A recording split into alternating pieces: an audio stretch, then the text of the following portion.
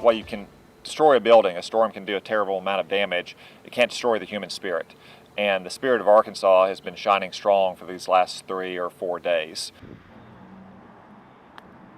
We have seen firsthand the strength and resilience on display in communities across Arkansas.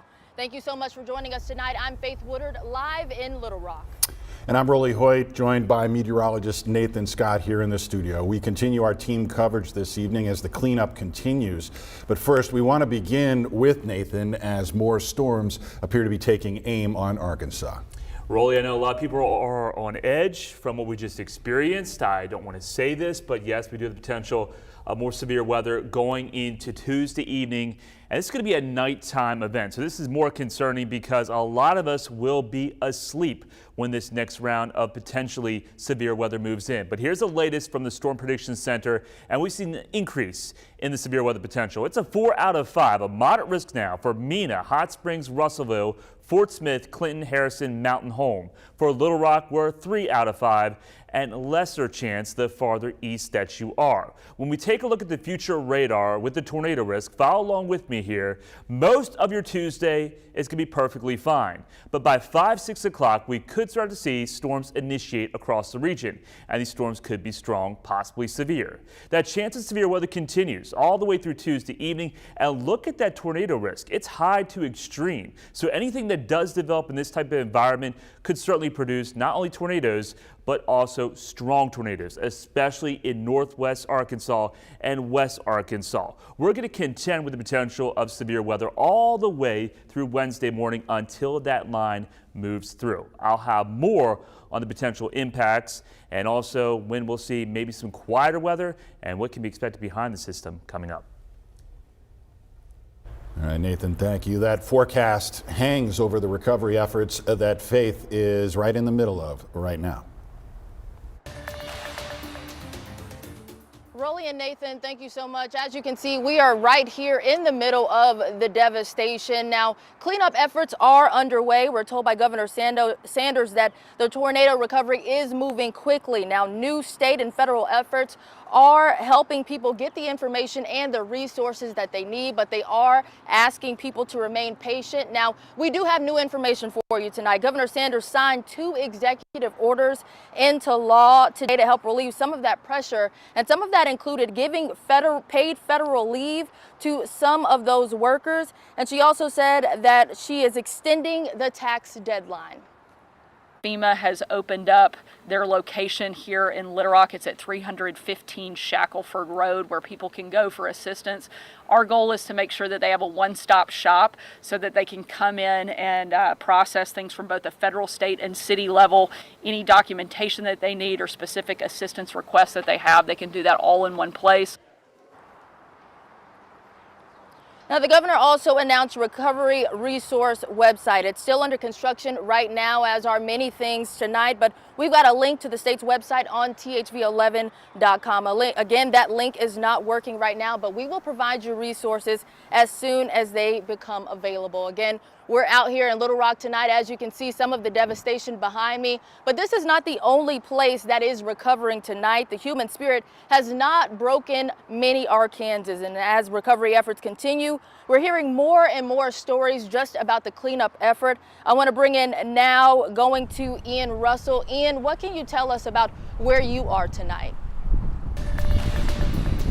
Hey Faith, yeah, definitely a lot of stories about a lot of heroes out there as a lot of people work to clean things up. I want to bring you over here now. We're at Little Rock's fire station number 9, and the crew that's stationed here was actually inside the building when that storm hit. I want to step out of the way and show you this. I mean, you can just see how powerful this storm was to rip through this building, and you can imagine the terror that those firefighters felt when they saw this. But after the storm passed, they didn't stick around for a second. They ran outside to check on their neighbors. Now I want to show you a video here. This is from Captain Ben Hammond, who was with the station here during the storm. He sees that coming for them while he's here at the station. He turns and he runs inside and ducks for cover. And this is what the station looked like inside just after it passed. I mean, we're talking complete destruction here. Little Rock Fire Chief Hubbard told me today this building is unfortunately a complete and total loss. Nothing here able to be salvaged. And I asked Captain Hammond, you know, why would you run out into the damage instead of staying inside where it may be a little bit safer? He told me that was a no-brainer to make that decision. That was just second nature to us. There were 9 of us in that fire station, including a battalion chief and EMTs who were on a separate apparatus. There was a total of 9 of us, and without hesitation, it just switched. There wasn't really a thought process there, it just happened. No, obviously just an incredible amount of selflessness to just run out into the damage to help people. And coming up at 6, I'll show you more with my conversation with Captain Hammond. Faith, we'll go ahead and send it back to you.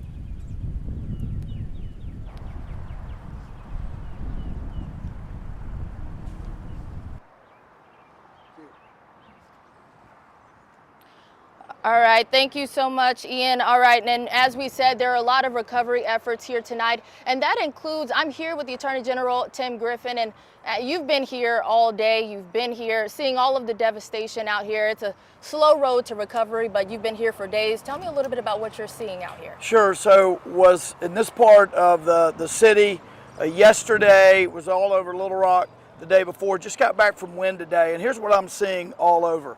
At the beginning, Arkansans were raising their hands and saying, we want to help, we want to volunteer, we want to give stuff. But at that point early on, sometimes it was hard to know where to send people.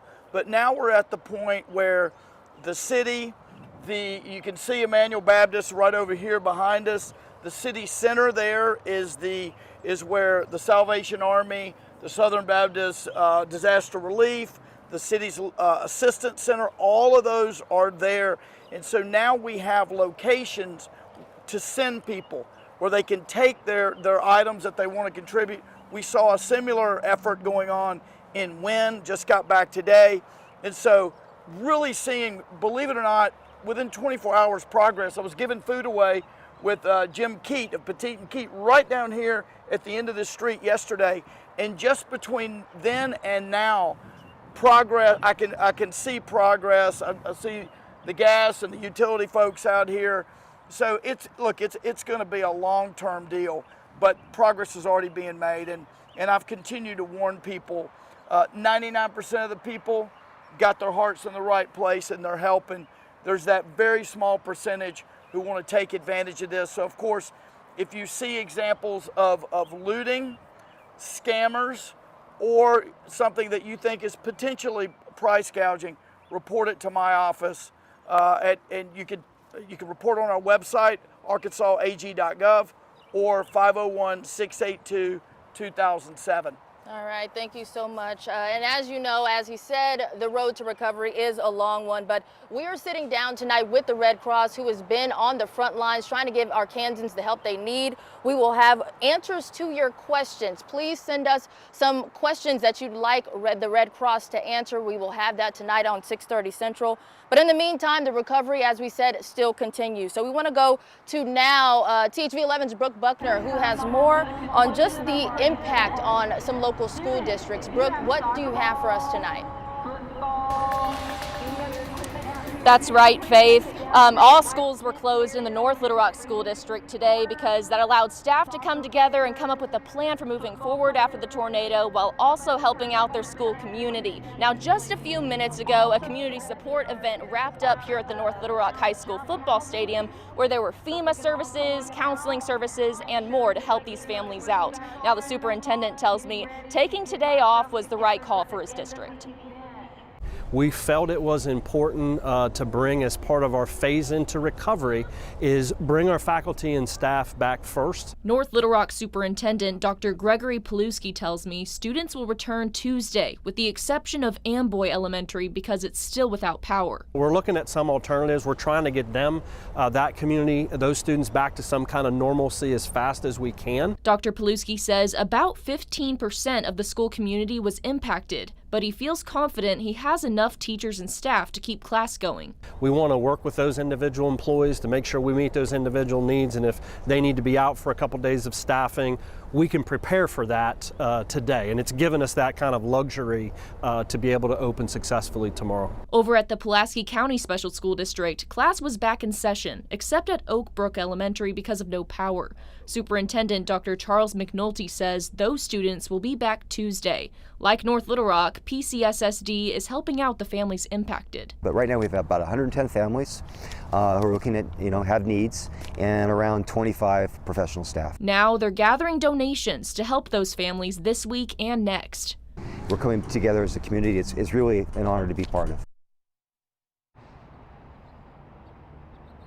You can start donating to PCSSD tomorrow, and you can find more information on our website, thv11.com. Reporting in North Little Rock, Brooke Buckner, THV11 News. All right, Brooke, thank you so much. And again, as we said, the recovery is going to be a long one. If you take a look over my shoulder, you see so many houses that have been devastated. But for now, we want to toss it back to the studio with Rolly and Nathan just to provide a little more insight on what we're seeing today. Guys? Yeah, Faith, thank you. And one of the things that we're noticing out in those damage zones right now, you're seeing all kinds of people trying to help, including FEMA agents. At this stage in the recovery, the federal agency is working to connect people in need and make them aware of the assistance that's available to them. They're called Disaster Survivor Assistance Teams, and according to one of the deputy FEMA directors, they should be easy to spot. These teams have FEMA gear, they've got badges, probably a clipboard, but those people are trying to find individuals in those areas where there may not be Wi-Fi access or there may be a dearth of information about how to begin the process. They're there for specifically to get people registered to begin the road to recovery. If you do have phone and internet service out there, Director Gillums is pointing survivors to disasterassistance.gov and the FEMA phone number there on your screen, 800-621-3362.